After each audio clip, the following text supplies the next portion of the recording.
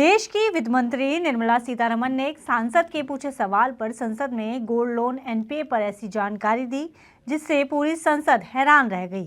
दरअसल देश में गोल्ड लोन का एनपीए लगातार बढ़ता जा रहा है। इसका मतलब ये है कि जिन लोगों ने देश में गोल्ड के बदले बैंकों से लोन लिया हुआ है, अब लोग उसे चुका पाने में असमर्थ दिखाई दे रहे हैं। वित्त मंत्री निर्मला सीतारमण ने प्रश्नकाल के दौरान डीएमके नेता कनिमोझी करुणानिधि के पूछे एक सवाल के जवाब में ये जानकारी दी। आइए आपको इस वीडियो में बताते हैं कि आखिर वित्त मंत्री ने गोल्ड लोन एनपीए पर क्या बोला और कैसे बैंकों और एनबीएफसी को गोल्ड लोन से संबंधित कड़े निर्देश जारी किए।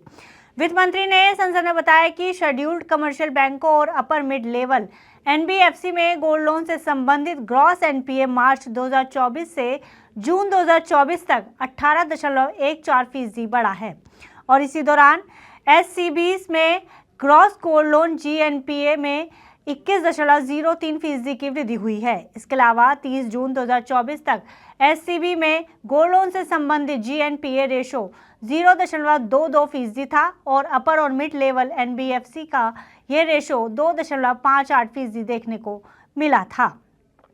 वित्त मंत्री ने ये data non banking gold loan landers द्वारा सोने की नीलामी में तेजी से वृद्धि पर कनिमोझी करुणानिधि के सवाल के जवाब में शेयर किया है। इसके साथ ही वित्त मंत्री ने अपने जवाब में कहा है कि गिरवी रखे गोल्ड को नीलामी में जाने के लिए बैंकों के पास एक बेहतर और ट्रांसपेरेंट प्रोसेस है और बैंकों और एनबीएफसी को ये प्रोसेस पूरा करने की हिदायत दी गई है। ऐसा न करने पर उन पर कड़ी कार्रवाई की जा सकती है। बैंकों द्वारा गिरवी रखे सोने की नीलामी तब तक नहीं की जाती जब तक कि उसका सही मूल्यांकन नहीं हो जाए। साथ ही इस नीलामी को रैंडम रेट पर नहीं किया जाता है। वित्त मंत्री ने साथ ही कहा कि एक बेंचमार्क रेट है जिसे एनबीएफसी को तय करना होता है। साथ ही लेंडर को पर्याप्त नोटिस और जानकारी दिए बगैर भी गिरवी रखे सोने की नीलामी नहीं की जा सकती है। पूरा प्रोसेस पूरा होने के बाद ही कोई बैंक या एनबीएफसी गिरवी रखे सोने को नीलाम करता है और अपना लोन पूरा करता है। वित्त मंत्री ने कहा कि सोने का मौजूदा रेट एनबीएफसी द्वारा निर्धारित नहीं किया जाता। इसका निर्धारण बॉम्बे बुलियन एसोसिएशन द्वारा किया जाता है जो हर दिन सोने के नए रेट बताता है, इसलिए यह उस दर से कम नहीं हो सकता। इसलिए नीलामी के लिए तय की गई प्रक्रियाएं काफ़ी सख्त हैं।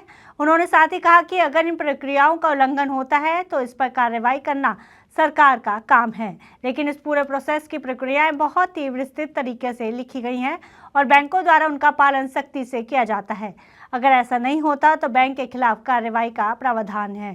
फिलहाल इस खबर में इतना ही। आप बिजनेस से जुड़ी अन्य खबरों के लिए देखते रहिए मनी 9।